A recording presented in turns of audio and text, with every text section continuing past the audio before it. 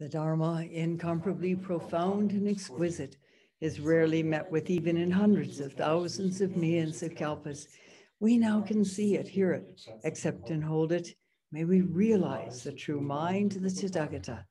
Today is the 7th and final day of this 7-day sesshin in January 2021, this first sesshin of the new year, already in the final hours. And I'd like to share with you something from Jacques Lusseyran. He was, as you know, the man who was, as a child, blinded in a school accident in France. He was French. And when he was in high school, the Germans invaded France, the Nazis invaded France. And he and his friends began to see that there were people that they really felt were important, lovely human beings disappearing. They used to go to the uncle of one of their classmates and just sit and talk with him because he was so interesting and such a giving human being. And one day they went to visit and he wasn't there. And that concierge said that the Nazis had come and taken him away. And other people were disappearing as well. And so these high school kids decided they needed to do something about it. And they decided that one of the most impactful things the Nazis were doing in France at the time was their propaganda. It was terrifying the French people.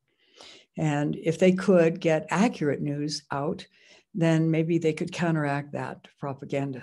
And so they went to work. Initially a small group of kids, and then it grew to something like 500 young people who traveled all over France every couple of weeks with their homemade newspaper, which, as I understand it, eventually became Le Monde, the French newspaper that is still published.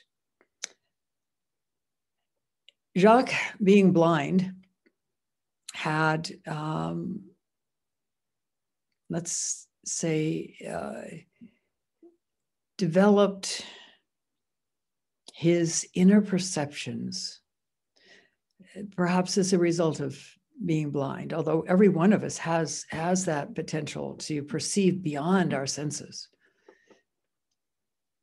And so he was the one that everyone who wanted to join the group came to see, and he was the final arbiter on the decision of whether they were accepted or not. And at one point, there was one person that came, a man that supposedly came recommended by someone he trusted. And although he got a negative sense about this guy, he was really, if it hadn't been for the recommendation, supposed recommendation, we will never know whether this other person actually did recommend or whether the person who said he was recommended actually was faking it. But at any rate, he went ahead and let him in, and this man betrayed them. In their wisdom, they had established this resistance group in such a way, organizing in such a way that only a small group of people were known to anybody else. They were in cells, I guess you would call it. And so when this man revealed Jacques, and he refused to give the names of anybody else, but they were able to trace them anyway.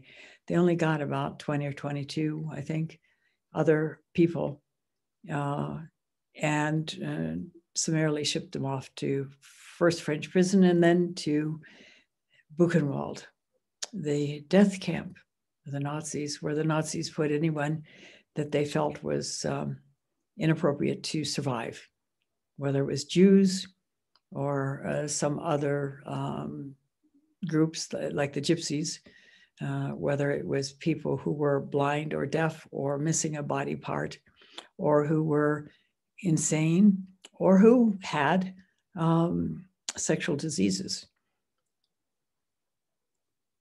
I think they also included people who were gay.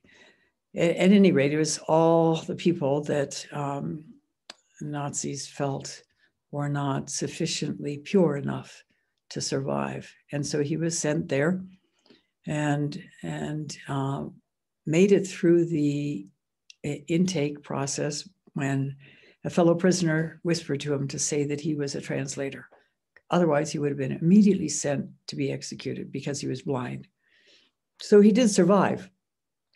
And it was a hell realm. When he speaks of it, he says it is impossible to really express what it was like. There was insufficient food as part of the intake, and this was in the middle of a blizzard in January. The prisoners were all stripped of all their clothes, shaved of all body hair, and reissued a minimal amount of clothing, not really sufficient to keep them safe and warm in such cold. And he wrote that the blizzard continued for another 6 weeks after he was brought into the camp. They were, as I said, not given sufficient food, a little bit of soup, crusts of bread. And because he was blind and because the other prisoners were desperate, they stole his bread. So he had even less to eat than the rest of the prisoners did. And because he was blind, he was put in what they called the Invalid Block, where anybody who was not of sound body, supposedly, the assumption being that if you couldn't hear, you couldn't see, then you were not of sound body or missing body parts, so on and so forth, was put into that barracks. A barracks that would have been crowded with 400 people in it, and there were 1,000 men in that barracks. He wrote that it was impossible to move about the barracks without coming into contact with another human body. They were so crowded. And it was a reign of terror. One never knew when one was going to be killed, whether in the dark by a guard who was intent on getting rid of prisoners unofficially, whether it was at the hands of a fellow prisoner who had just gone berserk, whether it was being marched out and shot in the square with the band playing, whether it was sent to the euphemistically called showers, which meant gassed. It was there all the time, this threat. People were disappearing. And it was an insane place to try to live. And he, at a certain point, couldn't handle it anymore physically, became ill. So ill that he was actually dying of many different conditions, by the way, not just one. And so they carried him away to what they called the hospital, which was actually just a piece of concrete outdoors where a person could die without being in the midst of the crowd. And he writes that he took advantage of that to leave Buchenwald. And this is significant. What he meant by leaving Buchenwald was leaving his ideas of what it was like, what he needed, that he needed to escape, all of the assumptions around the whole experience. He simply experienced what was going on in that very moment, which was his body dying, tuning into every part of his body, feeling his heart beating wildly without rhythm, experiencing his intestinal tract writhing in agony, feeling his face swollen up with a condition called erysipelas, which I understand is quite deadly. And 3 doctors who were also prisoners in the camp each came and diagnosed him, and that's how he knew what was going on. His kidneys were shutting down. But somehow with that decision to let go And this is relevant for those of us who do Zen practice seriously. His decision to let go, he actually recovered. And so we know about it because not only did he recover, but he went on to go to college at great struggle, by the way, because the Nazis had changed the laws in France to prevent anyone who had any disability from attending university.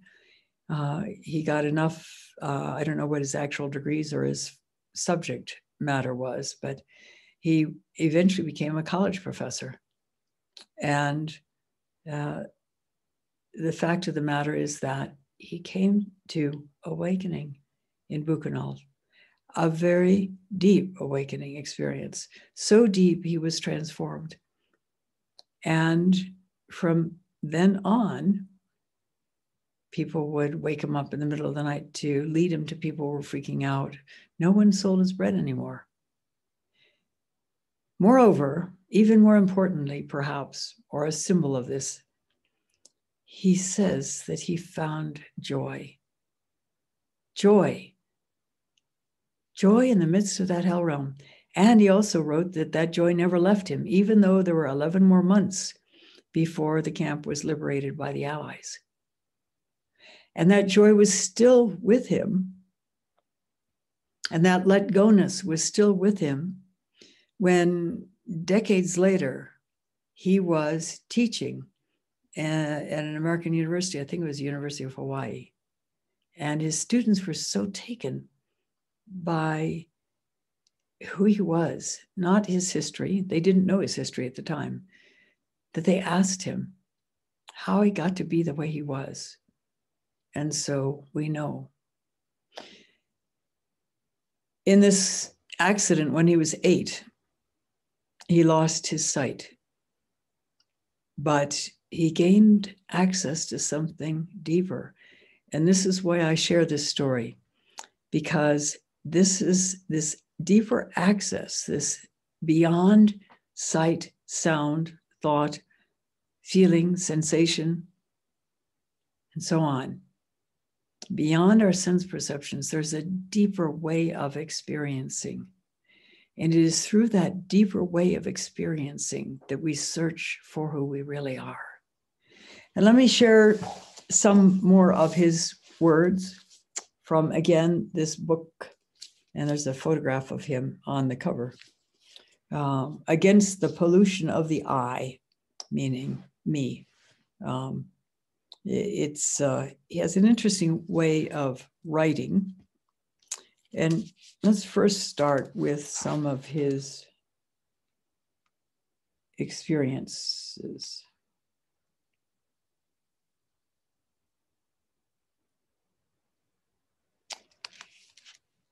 Here I'm sharing from this in a chapter called What One Sees Without Eyes. I believed, and with a great dizziness, as you may well imagine, despite my young age, that from the moment I lost my eyes, I would from then on never see again. And then that was not true. What a surprise. I still haven't forgotten it. I verified immediately and in a concrete way that I had not lost anything, or rather that what I had lost was of a practical order and only of that order. Oh, indeed, I could no longer walk around freely. I had to be accompanied. I was sometimes obliged to ask others for help, those who saw with their eyes, who were passing around me. But the others responded to me. Usually they responded very well. I learned very quickly that this was very serious. No, truly, I had lost nothing at all. What does this mean? It does not mean that the situation must be explained in a moral manner or by poetic images. I will adamantly insist on that. It means uniquely positive, concrete, and elementary things. I had rediscovered inside myself everything which others describe as being outside of us. Let's read that again. I had rediscovered inside myself everything which others describe as being outside of ourselves. Do you remember the email that I shared in that first day?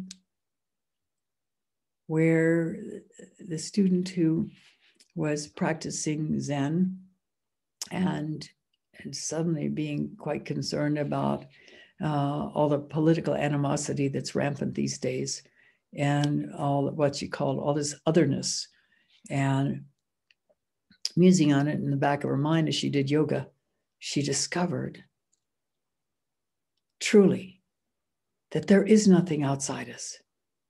There is nothing outside God. There is nothing outside Buddha nature. And this is what he's saying as well. I had rediscovered inside myself everything which others described as being outside of us on the exterior. And I verified for myself that they were wrong. They said, oh, but he no longer sees the light, or even if he sees that, he sees it, he is actually imagining or remembering it. And people spoke to me of the marvelous memories I must have of the time when I could see, or of the faculty that I possessed, as they put it, to an extraordinary degree, imagination.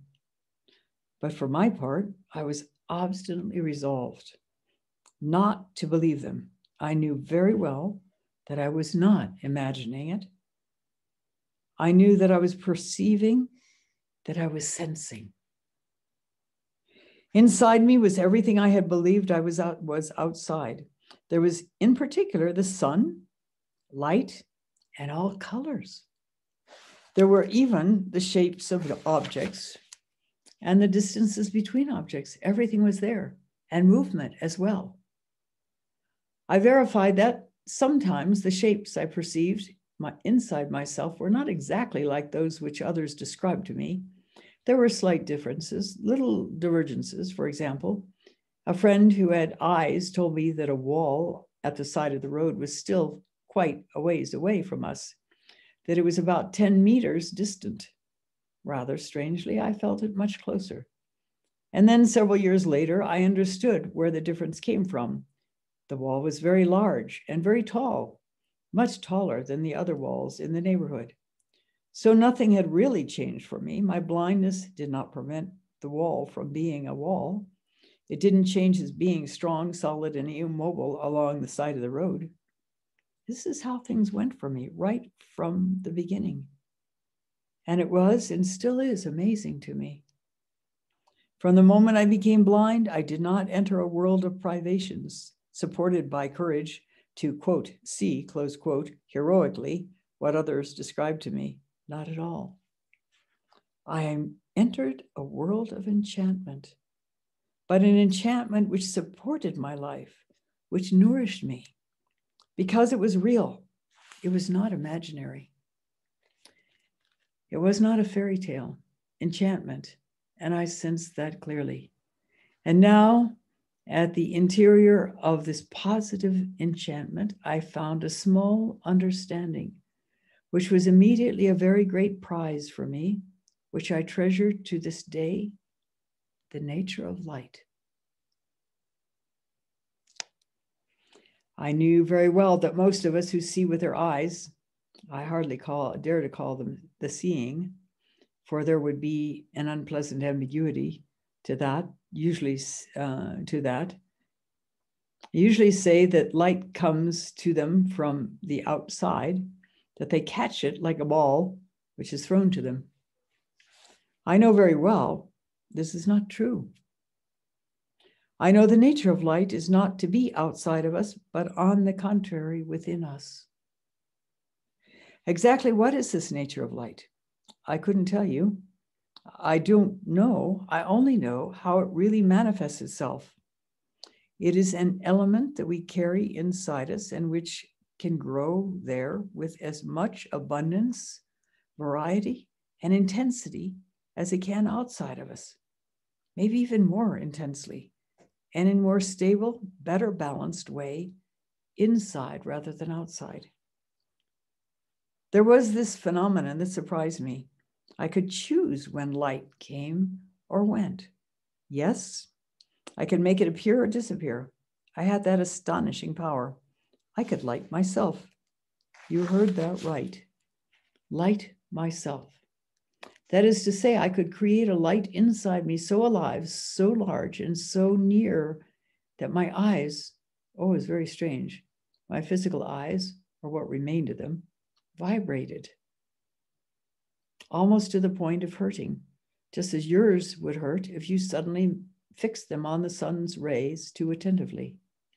And the accident that happened was when they were rushing out to recess, and somebody in their enthusiasm pushed him from behind, and he careened into a corner of the teacher's desk. And at the time, his eyesight was not that great, and he was wearing glasses, and it was before they had unbreakable glasses. So the glasses shattered, and that was the end of his eyes.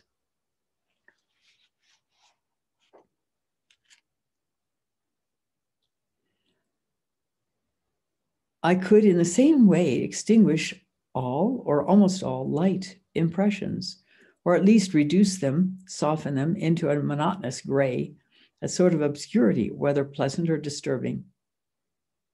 In any case, for me, the variations of light no longer depended on external phenomenon. Do I need to repeat that medically I was 100% blind? But on my own decisions. All my childhood was sustained by these experiences and inclined, as you already must understand, toward joy, not toward consolation. I've never needed to be consoled, but toward joy.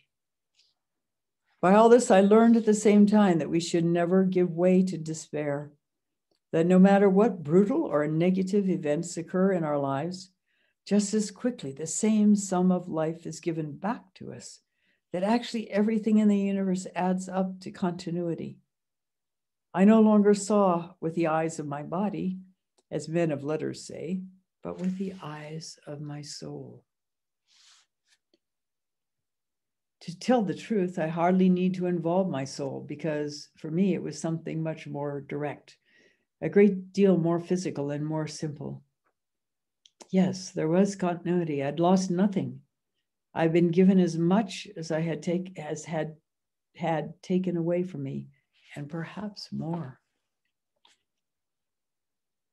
Whenever one realizes that, when one knows it from the age of 9 or 10, I assure you it is not difficult to believe in God, because God is there.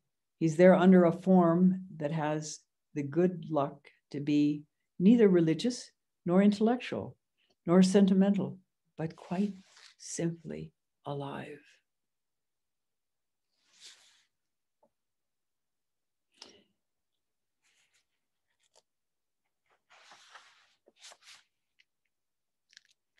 First of all, I perceived that sounds were not produced just by vibrating objects, but more generally by all objects, which made up our world, even those we deem immobile or lifeless. I observe, for example, that the wall, which is here behind me, also produces a sound. And I say, produces a sound. Is it really a sound that I perceive in placing my attention on the wall? I'm not completely certain, but it is, if you wish, a shaking, something very light, but something repeated endlessly. I would say that it repeats as long as the wall stays behind me, exerting some force on my body. Thus, the most apparently lifeless objects carry with them a potential for life as great as those which whirl and vibrate a lot, or are the most human. What difference is there between a human voice and a tree's voice? Very slight, unless you have acquired the habit of understanding the human voice more rapidly than a tree's voice, but both are one voice. I remember this experience. I've retold it often to my friends. It is so pleasant. I discovered as a child that different species of trees don't have the same presence.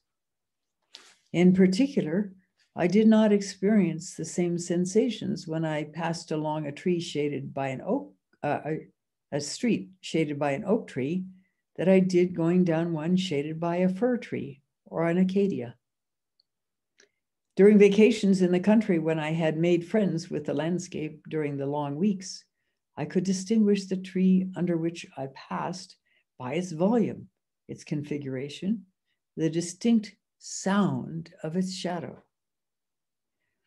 That's only one detail, but there are numerous details like that. And that's why when I found myself in the presence of an unknown mountainous landscape, when I was still hundreds of feet or even a few miles away from the neighborhood summits, I could see a general indication of their silhouettes. It was as if I saw them. I saw far beyond me the great outlines and shapes of the mountains. How did I know what they looked like? I knew absolutely nothing about them. Nonetheless, they appeared to me, or more precisely, I verified them within myself, exactly as I verified the presence of light. Once again, I did not have to leave my armchair. I did not have to move because things were inside me. I began to verify that most of the particular sensations that I experienced and that I attributed just now to hearing, touch, smell, always related essentially to the same sort of sensation. I'm about to give it a name, which may not be a very good idea, a sensation of pressure. The universe has weight and was always pressing against me, which is to say that it presses equally against you. And the reason I am sharing this, as I've said, is because this is the, if you want to call it sense, through which we reach an understanding of the deepest truth. It's mysterious, but there is a way of knowing. There is a way of sensing that does not depend on the eyes or the ears or the nose or the tactile senses. And yet we are taught that that's how to perceive. I mean, we are taught to assume that that's the only way to perceive. And that if you're blind, well, that's too bad. You can't see then. And he has contradicted that and said, oh, yes, you can. Not only can you see, but you can see so much and so clearly. He writes again in other places that he discovered that it also depended on this ability to see depended on his mind state. That if he was angry or jealous or upset, things got dark and he started bumping into things. But if he allowed himself to stay present, was clear, basically let go, positive, happy, joyful, then light was everywhere. And he could easily move around without bumping into things, even in strange spaces. What is that faculty? You've got it. We don't normally develop it unless we have to, because we depend on our more overt senses. But people who have experienced trauma often will develop that, what's called sometimes a sixth sense, or there's a sense of danger. There's a sense of readily perceiving the quality of a being that is approaching. So one of the things you can do to help develop this sense is to close your eyes and not to imagine, but see if you can sense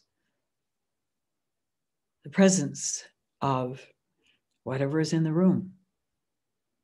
Better yet, go outside at night without a flashlight, without the moon shining, without the streetlights, and see if you can make your way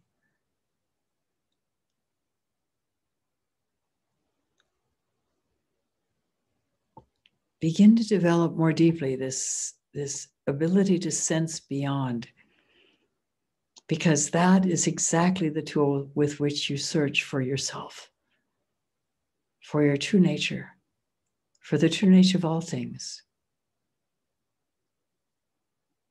And as you heard, he reiterated what the student who wrote in the email said in that letter that I read that first day of sesshin, that there is nothing outside us.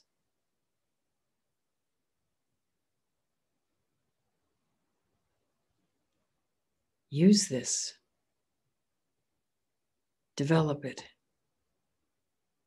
It takes focus, it takes practice, it takes presence. But it is an exquisite tool for our practice. Combined with the extended out breath, which requires letting go of thoughts and distractions, we're able to tune into that sixth sense, if you want to call it that.